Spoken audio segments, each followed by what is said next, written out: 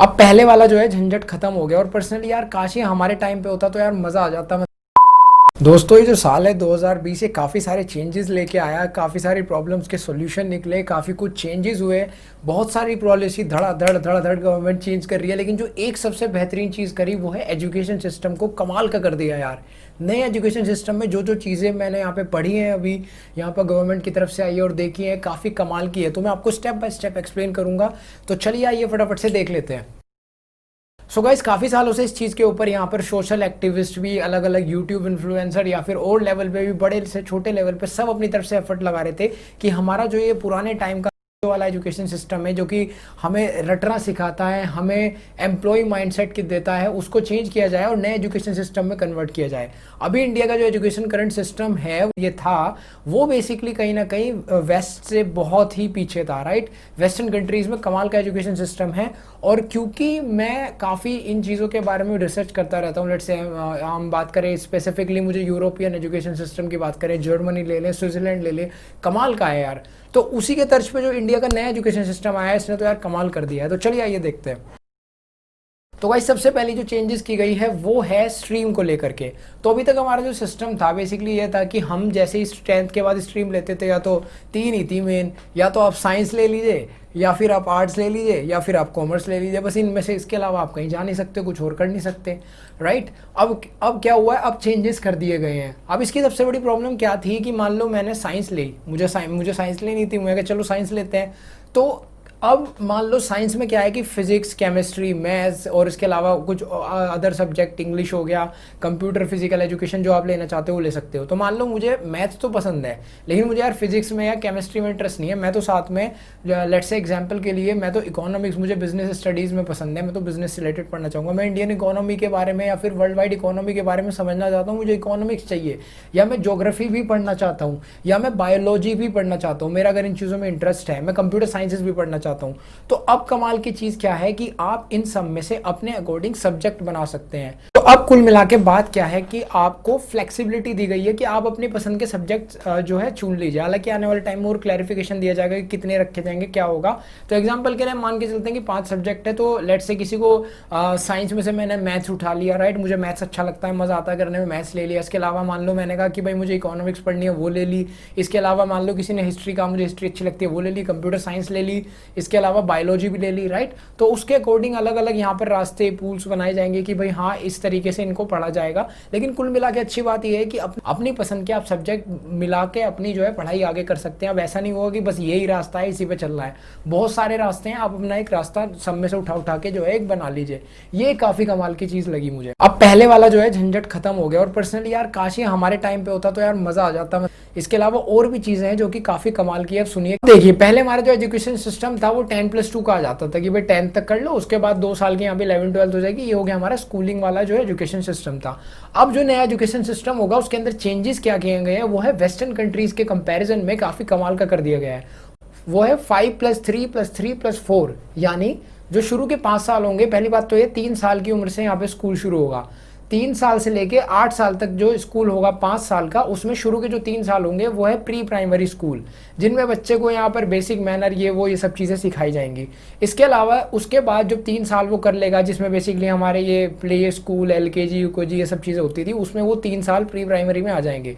उसके बाद बच्चा आएगा फर्स्ट क्लास में और सेकेंड क्लास में, राइट। तो बेसिकली क्या होगा, स्टार्टिंग के 5 साल में बच्चा 3 साल की प्री प्राइमरी करेगा, उसके बाद फर्स्ट क्लास में आएगा, सेकंड क्लास में आएगा। इसको कहा गया है फाउंडेशन स्टेज। इसके बाद आएगी सेकंड स्टेज, जहां पे बच्चे की उम्र हो चुकी होगी 8 साल, वो पहुंच चुका होगा क्लास 3rd में। अब क्लास 3rd से लेकर क्लास 5th तक जो स्टेज होगी बच्चे की, वो 8 से 11 साल तक की स्टेज होगी। इस वाली स्टेज का नाम दिया गया है प्रिपरेटरी स्टेज।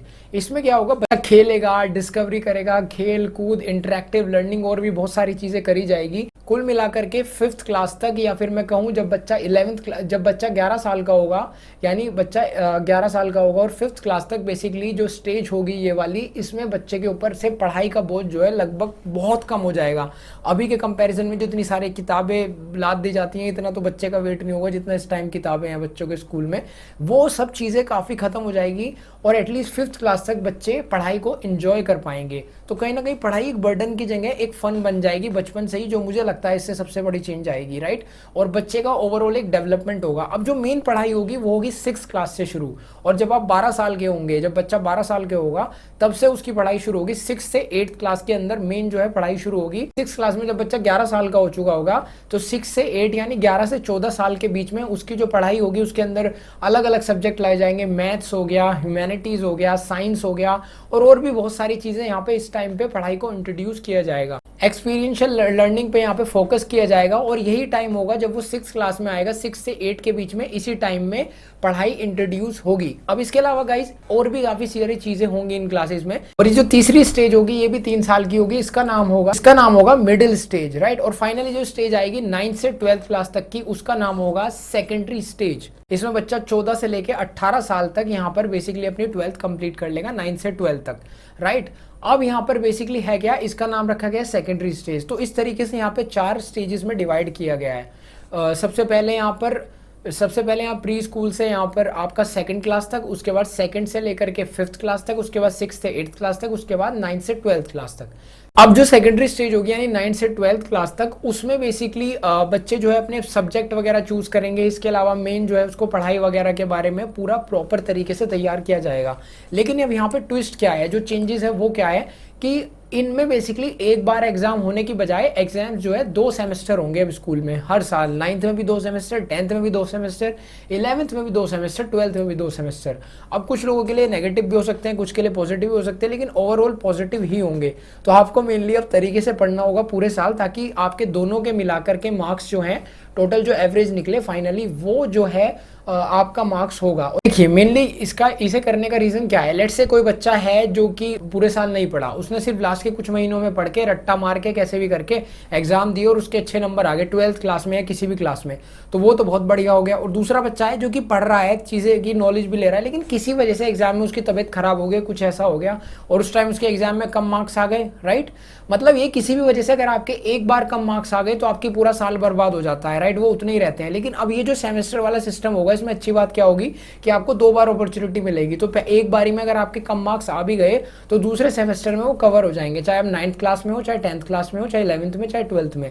ये कमाल की चीज है। तो आपको एटलीस्ट 2 ऑप्शन तो मिल रहे हैं, तो इसको एक पॉजिटिव सेंस में देखो, ये काफी अच्छी चीज है। इसके अलावा एक कमाल की चीज होगी वो ये कि आपका जो रिपोर्ट कार्ड होगा वो 360 असेसमेंट के बेसिस पे होगा। बेसिकली 360 डिग्री असेसमेंट में क्या होगा, आपका सिर्फ ये जो है आपके जो लिखा पढ़ी के मार्क्स है यही नहीं देखे जाएंगे, इसके अलावा आपके एक्स्ट्रा करिकुलर एक्टिविटीज में आपने कितना पार्टिसिपेट किया इसके मार्क्स दिए जाएंगे। आपने जो एग्जाम्स दिए उनके तो मार्क्स दिए जाएंगे, उनके अलावा आपने कितना एक्स्ट्रा करिकुलर एक्टिविटीज में पार्टिसिपेट किया, आप किस तरीके का आपका नेचर है, आप किस तरीके से लोगों के साथ बिहेव करते हैं, ओवरऑल आप कैसे हैं, कितने आप एक्स्ट्रा करिकुलर एक्टिविटीज में पार्टिसिपेट करते हैं, कितना आप अच्छे तरीके से लोगों के साथ बिहेव करते हैं, आपका बिहेवियर, आपकी और ज्यादा इंटर्नशिप, आपकी ट्रेनिंग, जो और चीजें होंगी उन सब का फाइनली इवैल्यूएशन करके एक रिपोर्ट कार्ड बनाया जाएगा जिसमें आपके एग्जाम्स के अलावा और भी चीजें होंगी। तो ओवरऑल यहाँ पे जो नया एजुकेशन सिस्टम है इसमें बच्चे का ओवरऑल डेवलपमेंट होगा, ये काफी कमाल की चीज है। इसके अलावा ये जो रिपोर्ट कार्ड बनेगा इसमें जो स्टूडेंट हैं, वो जो टीचर्स हैं वो तो स्टूडेंट को एग्जाम्स के मार्क्स देंगे ही, लेकिन बच्चा ओवरऑल अपने आप को भी एनालिसिस करके मार्क्स देगा, ये काफी कमाल की चीज है, राइट। तो बेसिकली होगा ये कि आप जो है खुद भी देखोगे कि भाई हाँ स्टेप बाय स्टेप मेरी ये प्रोग्रेस हो रही है, ये मुझे प्रॉब्लम आ रही है, ये सॉल्यूशन हो रहा है, मैं ये कर रहा हूँ। तो आपकी प्रोग्रेस कैसी है उसके रिगार्डिंग भी आप टीचर से डिस्कस कर पाएंगे। इसके अलावा और आपके क्लासमेट भी आपको मार्क्स दे पाएंगे कि हाँ भाई ये बंदा ऐसा है, इसका बिहेवियर ऐसा है, ये इस चीज़ में ऐसा कर रहा है, उसके बेसिस पे मैं इसको इतने मार्क्स देना चाहूँगा, देना चाहूँगी, ऐसे करके। तो ओवरऑल इन सब चीज़ों को मिला करके एक कमाल आपका रिपोर्ट कार्ड जो है तैयार होगा। तो कहने का मतलब ये, उसमें फ़ायदा ये होगा कि सिर्फ आपको एग्जाम्स के पीछे फोकस नहीं करना, वो करना है, लेकिन आपको ओवरऑल अपना डेवलपमेंट देना है, राइट। हर चीज में आपको पार्टिसिपेट करना है जिससे ओवरऑल आपका फंक्शनिंग हो ब्रेन की। तो कहीं ना कहीं ये एक अच्छी चीज लगी मुझे, काफी बढ़िया यहाँ पर ये चेंजेस किए गए हैं। इसके अलावा यहाँ पर ये बोर्ड की जो इंपॉर्टेंस है वो तो काफी कम हो जाएगी इससे, और ये काफी चीज है क्योंकि बहुत से लोगों को बोर्ड्स का फोबिया होता है कि यार बोर्ड्स हैं, ये है वो है। इसके अलावा एक चीज और होगी, जब आप 6th क्लास में आएंगे उसके बाद जो है वोकेशनल ट्रेनिंग शुरू होगी, यानी कि होगा ये कि आपको अलग अलग स्किल्स जो भी आपको पसंद है उसके रिगार्डिंग आप ट्रेनिंग कर सकेंगे, आप कहीं जाके किसी के यहाँ काम कर सकेंगे, इंटर्नशिप कर सकेंगे, जिससे कि आपका एक ओवरऑल माइंड जो है डेवलप होगा। लेट्स से एग्जांपल के लिए आपको कोडिंग की फैसिलिटी दी जाएगी कि ये प्रोग्रामिंग लैंग्वेज होती है, बेसिक आपको इंट्रोड्यूस करी जाएगी, छोटे छोटे प्रोग्राम्स बनवाए जाएंगे, आप देखेंगे कि क्या मेरा इंटरेस्ट है इसमें, अगर है तो आपको उससे रिगार्डिंग बताया जाएगा, भाई कुछ चीज़ें सेटअप की जाएंगी कि इसके यहाँ जाके आप इंटर्नशिप कर सकते हैं, आप इनके यहाँ काम कर सकते हैं, राइट। हो सकता है उसके बदले पैसे भी मिले या जो भी होगा वो तो आने वाले टाइम में पता चलेगा, लेकिन मेनली आपकी जो है स्किल्स को डेवलपमेंट किया जाएगा। इसका फायदा क्या होगा, लेट से आप पढ़ रहे हैं, पढ़ते पढ़ते आपको पता चल गया कि मुझे स्मार्टफोन की ऐप बनाना पसंद है, मुझे इसमें मजा आता है, तो हो सकता है आने वाले टाइम में अगली माइक्रोसॉफ्ट या अगली फेसबुक, इंस्टाग्राम या फिर अगली टिकटॉक इंडिया में बन जाए, राइट। अगर ये चीज़ होगी, और ये मेन चीज़ यही है कि उसी एज से शुरू हो जाएगी तो कमाल हो जाएगा। इसके अलावा सिर्फ कोडिंग ही नहीं, मैं कंप्यूटर साइंस से हूँ तो मैंने इसलिए कोडिंग का एग्जाम्पल दिया, मैं आपको कहना चाहूँगा कि इसके अलावा और भी चीज़ों पर फोकस किया जाएगा। लेट्स से एग्जाम्पल के लिए आपको बड़ी का काम करना पसंद है, आप कारपेंटर को काम करना पसंद है, आप घर पे करते हैं, आपको पानी के ठीक करने वाला ये जो होता है ना सैनिटरी टाइप में जो काम होता है इसको करना पसंद है, प्लम्बिंग का काम आपको करना पसंद है, आपको गार्डनिंग पसंद है, जो भी चीज़ें होंगे ये इस तरीके के काम में जिसको जो इंटरेस्ट होगा उसके हिसाब से भेजा जाएगा। और ये काफ़ी कमाल की चीज़ है। इसमें आप मान लीजिए आप कारपेंटर का काम आपको पसंद है तो आप किसी कारपेंटर के पास, जिससे भी टाई अप वगैरह होगा गवर्नमेंट का, स्कूल का, उनके पास आप इंटर्नशिप जाएंगे, उनके साथ काम सीखेंगे। मतलब ओवरऑल यहाँ पर इससे क्या होगा ना, इंडिया तभी डेवलपमेंट होगा, तब ये सोच चेंज होगी। क्योंकि देखो वेस्टर्न कंट्रीज में ऐसा ही होता है। यहाँ पे क्या इंडिया में टीचर ही क्या कहते हैं, आप जा रहे होंगे यूँ कहेंगे, टीचर ही कहेंगे बेटा पढ़ लो, कम नंबर आ गए तो मिस्त्री बनना पड़ेगा।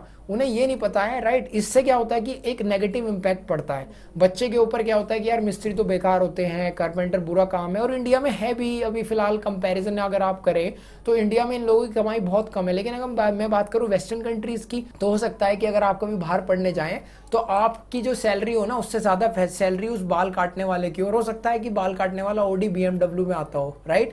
सेम केस कारपेंटर के साथ है, सेम केस प्लम्बर के साथ है। हो सकता है कि ट्रक ड्राइवर वाले की सैलरी, ट्रक चलाने वाले की सैलरी भी आपके बराबर ही हो, और ऐसा भी हो सकता है कि ट्रक चलाने वाले की सैलरी आपसे ज़्यादा हो, राइट। क्योंकि वेस्टर्न कंट्रीज़ में जो इंपॉर्टेंस दी जाती है वो दी जाती है पर्सनल आदमी की चॉइस के ऊपर, कि जो उसका पैशन है, जो चीज़ उसे करना पसंद है। अगर मैं स्विट्जरलैंड की बात करूँ, स्विट्जरलैंड में बेसिकली मैं पढ़ता रहता हूँ, जैसे एडमिशन क्राइटेरिया वगैरह इन सब चीज़ों में, और जर्मनी हो गया, और भी बहुत सारी कंट्री, आप US ले लीजिए, तो कहीं ना कहीं वहाँ पे ये चीज़ें हैं। इसके अलावा स्टूडेंट्स के लिए इस तरीके की जॉब अलग से सिक्योर करके रखी जाती है, ताकि वो अपना खर्चा पढ़ाई करते करते इन चीज़ों को करके निकाल सकें। तो एक तो उनका ओवरऑल डेवलपमेंट होता है, और दूसरा ये कि वो माँ बाप के ऊपर डिपेंड भी नहीं होते, माँ बाप के ऊपर थोड़ा बर्डन कम पड़ता है, क्योंकि वो कहीं ना कहीं अपने खर्चे लायक पैसे कमाते रहते हैं। और वहाँ लोग ऐसे नहीं कहते कि तुम ये काम कर रहे हो तो बुरा है, ये तो छोटा काम है, तुम बेटा पेट्रोल पंप पे काम कर रहे हो तो बुरा है, तुम बड़ी का काम कर रहे हो तो बुरा है, कारपेंटर का, ऐसा नहीं होता वहाँ पे। वहाँ माइंडसेट ये है ही नहीं, सब काम बराबर है, राइट। क्योंकि वहाँ पे कहीं ना कहीं कमाई भी उस हिसाब से है। तो ये माइंडसेट चेंज होगा, और ये तभी चेंज होगा जब स्कूल लेवल से बच्चों की यहाँ पे माइंडसेट चेंज होगा ना। तो इसी के लिए बच्चों को कहीं ना कहीं 10-15 दिन की जो भी होगी 6th क्लास से ही ट्रेनिंग दी जाएगी किसी ना किसी फील्ड में, जिसमें भी हो वो जाना चाहते हो XYZ। तो उस टाइम पे उनको बैग नहीं ले जाना होगा, सिर्फ ट्रेनिंग पे जाना होगा, और वो उन्हें काम करना ही होगा। ये काफ़ी कमाल की चीज़ है। तो इससे जो बड़े छोटे की भावना हमारे अंदर होती है वो सब टूट जाएगी, और इंडिया एक अच्छी कंट्री बनने की तरफ आगे बढ़ेगा आने वाले टाइम में, राइट। तो इसमें ये भी है, जैसे स्विट्जरलैंड की बात करें तो वहाँ बताते हैं कि ज़्यादातर लोग, मैंने पढ़ा है कि वही काम करते हैं जो उन्हें पसंद है, अपने पैशन को फॉलो करते हैं, क्योंकि वहाँ पे पढ़ाई के ऑप्शंस हैं। अगर मान लो कोई कारपेंटर ही बनना चाहता है, कोई गार्डनर ही बनना चाहता है, तो उसी से रिगार्डिंग वो चीज़ें करेगा और अपना वही काम कर लेगा, उसमें कमाई भी अच्छी है। और कोई ये नहीं कहेगा कि बेटा तुम तो कारपेंटर कर रहे हो, इतने पढ़े लिखे हो क्या, राइट। कोई नहीं कहेगा। ना ही वहाँ टीचर ही कहेंगे बेटा पढ़ लो, पढ़ना ये बनना पड़ेगा, पढ़ो ना पढ़ो, मेन चीज़ ये वो उसी चीज़ की पढ़ाई करते हैं जिनमें उनका पैशन होता है। तो आने वाले टाइम में ये जो एजुकेशन सिस्टम है इसकी तरफ आगे बढ़ेगा, ये काफ़ी कमाल की चीज़ है। एक और जो चीज़ यहाँ पर काफ़ी बढ़िया की गई है वो ये है कि आने वाले टाइम में जो रटने वाला सिस्टम है ये खत्म कर दिया गया है। ये एकदम बकवास सिस्टम है, एकदम खराब करने वाला, खोखला करने वाला सिस्टम है, क्योंकि रटने से कोई फायदा तो होता नहीं। आपने एग्जाम से कुछ टाइम पहले रटा, रट के पढ़ के आप लिख के आ गए, पास हो गए, छुट्टी, खेल खत्म, तो फिर आप उसे भूल गए, कोई फायदा तो है नहीं। आज के टाइम पे वेस्टर्न कंट्रीज की अगर हम बात करें तो भाई क्या होता है कि वहाँ पे आप एग्जाम्स में, बहुत सारी जगह ऐसा होता है कि आप एग्जाम में अपने नोट्स, अपनी किताब साथ ले जा सकते हो, राइट। उसमें से आपको क्वेश्चन आया, उसमें से आपने एनालिसिस किया और आपने जो है देख करके अपना हिसाब से आंसर कर दिया, क्योंकि वो ये कहते हैं कि हमें, ऑब्वियसली बात है, क्वेश्चन पेपर उस हिसाब से डिजाइन होगा कि आपकी एनालिसिस करी जाए, आप फॉर्मूलाज वगैरह सब चीज़ें देख सकते हो। मेन चीज़ ये है। तो कहने का मतलब ये, वो लोग ये कहते हैं कि हमारे पास आज के टाइम पे गूगल है, राइट, स्मार्टफोन है, अगर हमें कोई भी चीज़ देखनी है हम फटाफट, मान लो ऑफिस में आप काम कर रहे हो, काम करते हुए आपको याद रखने की सब चीज़ें क्या ज़रूरत है, आपको मतलब डेवलप करनी है चीज़ें। अगर आपको कोई फॉर्मूला याद नहीं आ रहा, गूगल पे झट डालोगे, देख लोगे, देख के उसके हिसाब से लगा दोगे, राइट। जरूरी थोड़ी कि हर चीज रटनी दिमाग में। तो यही चीज है, यही चीज वहां पे फॉलो होती थी। और ये आने वाले टाइम में गवर्नमेंट ने कहा है कि आने वाले टाइम में इंडिया में भी इस चीज पे ध्यान दिया जाएगा कि धीरे धीरे करके ये जो रटने वाला सिस्टम है ये भी खत्म किया जाए। इसके अलावा अगर मैं बात करूं, एक कमाल की चीज जो गवर्नमेंट की तरफ से की गई है वो ये है कि अब तक जो इंडियन एजुकेशन सिस्टम है उस पर बेसिकली इंडिया की जीडीपी का 3% हिस्सा जाता था, लेकिन अब इसको डबल कर दिया गया है, अब इसको 6% किया गया है, जो कि वेस्टर्न कंट्रीज के कंपैरिजन में बढ़िया हो गया है। तो ये चीज़ काफ़ी कमाल की है। अब तक इंडिया यहाँ पे काफ़ी नीचे आता था यहाँ पर एजुकेशन में इन्वेस्ट करने पे, ओवरऑल अगर आप रैंकिंग देखें इसकी, तो अब कहीं ना कहीं वो भी बढ़ेगी और ओवरऑल आपको पढ़ाई में फ़ायदा ही होगा। गाइस ये तो बात थी यहाँ पे 12th क्लास तक की एजुकेशन की। अब हम बात करें कॉलेज एजुकेशन की, तो उसमें भी काफ़ी चेंजेस किए गए हैं। अब जो है कॉलेजेस में मल्टी एंट्री एग्जिट प्रोग्राम लाया गया है। ये बेसिकली क्या है, लेट्स से एग्जाम्पल के लिए मैंने किसी चीज़ में कोर्स में एनरोल किया ग्रेजुएशन में, और मैंने लेट्स से एग्जांपल के लिए मैं आपको लेके चलता हूँ, आपने बीटेक या किसी भी कोर्स में लिया एग्जांपल के लिए, और आपने 1 साल करा, आपने कहा भाई यार ये तो मुझे बढ़िया नहीं लग रहा है यार, आगे मैं नहीं पढ़ना चाहता इसे। तो अब इंडिया में क्या है, इंडिया में तो आपको छोड़ना ही पड़ेगा भाई, आप कुछ कर नहीं सकते, आप उसको दूसरी जगह उसके क्रेडिट नहीं ले सकते, शिफ्ट नहीं कर सकते। लेकिन ये जो सिस्टम आया है इसमें अच्छी बात क्या होगी कि आप अगर 1 साल आपने पास किया है तो उसके लिए आपको एक सर्टिफिकेट दिया जाएगा। उससे क्या होगा, अगर आप किसी और प्रोग्राम में अगले साल एडमिशन लेना चाहते हो तो उसे दिखा के आप उसमें सेकंड ईयर में एडमिशन ले सकते हो। ये काफ़ी कमाल की चीज़ है। तो वहाँ पे वो क्रेडिट आपके, वहाँ पे मार्क्स जो है, जो भी क्रेडिट्स होंगे वो वहाँ ट्रांसफर कर दिए जाएंगे।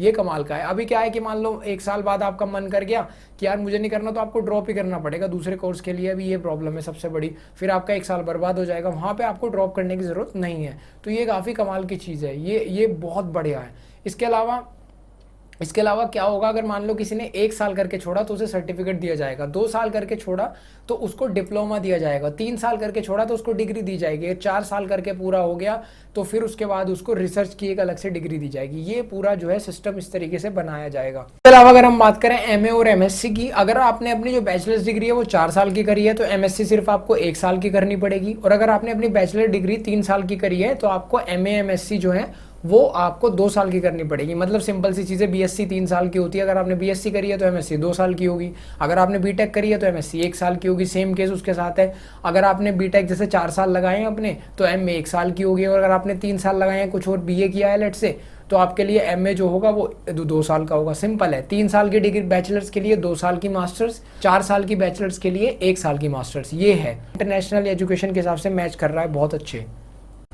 अब देखिए गाइस, इसके अलावा यहाँ पे टॉप 100 यूनिवर्सिटीज़ को भी परमिशन दी गई है कि वो इंडिया में अपनी ब्रांच खोल सकती है यूनिवर्सिटी की। तो मैं आपको समझाता हूँ। Let's say Harvard university USA, MIT Boston USA, इसके अलावा ईटीएस ज्यूरिख स्विट्जरलैंड, इसके अलावा जर्मनी की TMU technical university of Munich.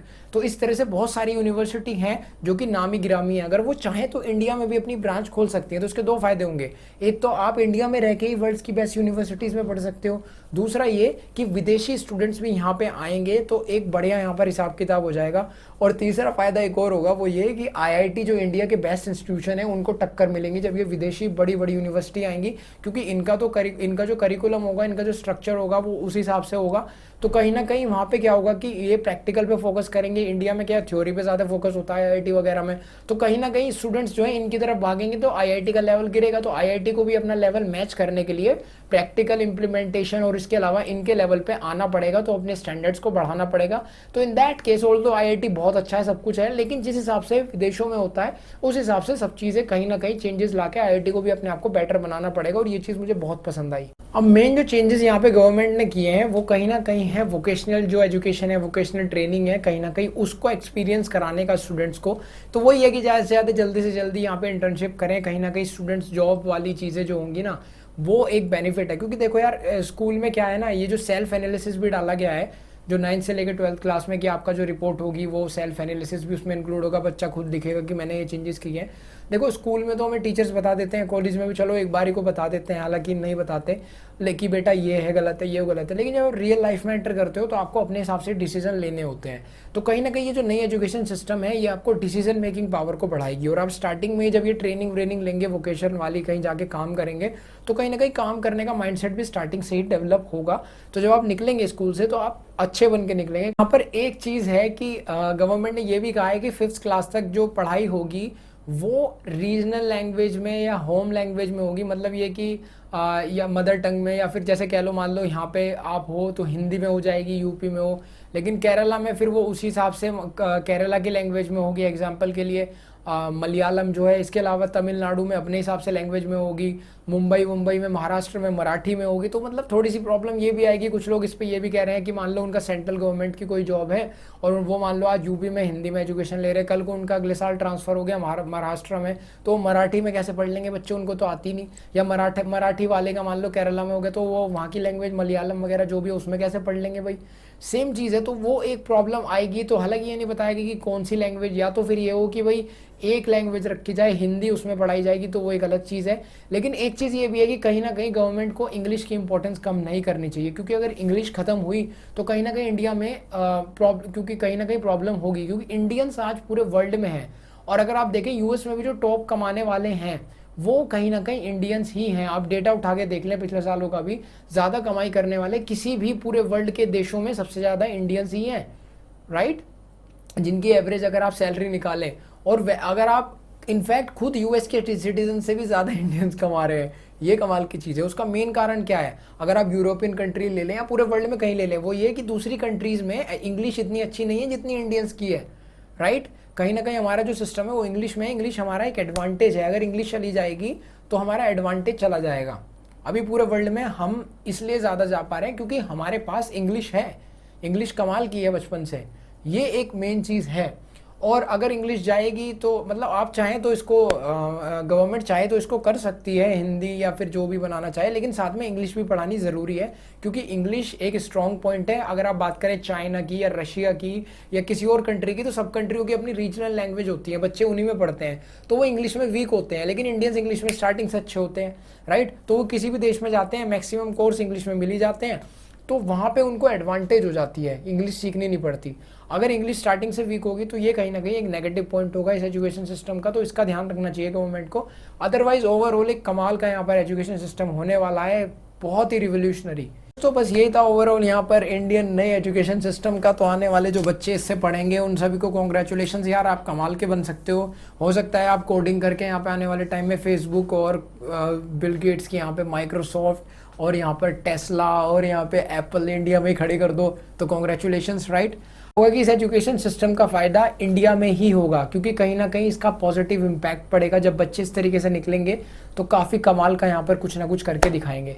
तो बस दोस्तों यही थी वीडियो, मुझे उम्मीद है पसंद आई होगी। लाइक करना, शेयर करना, ऐसी वीडियोस के लिए इस चैनल को सब्सक्राइब करना, और चलो मैं मिलता हूँ आपसे नेक्स्ट वीडियो में, तब तक के लिए बाय बाय।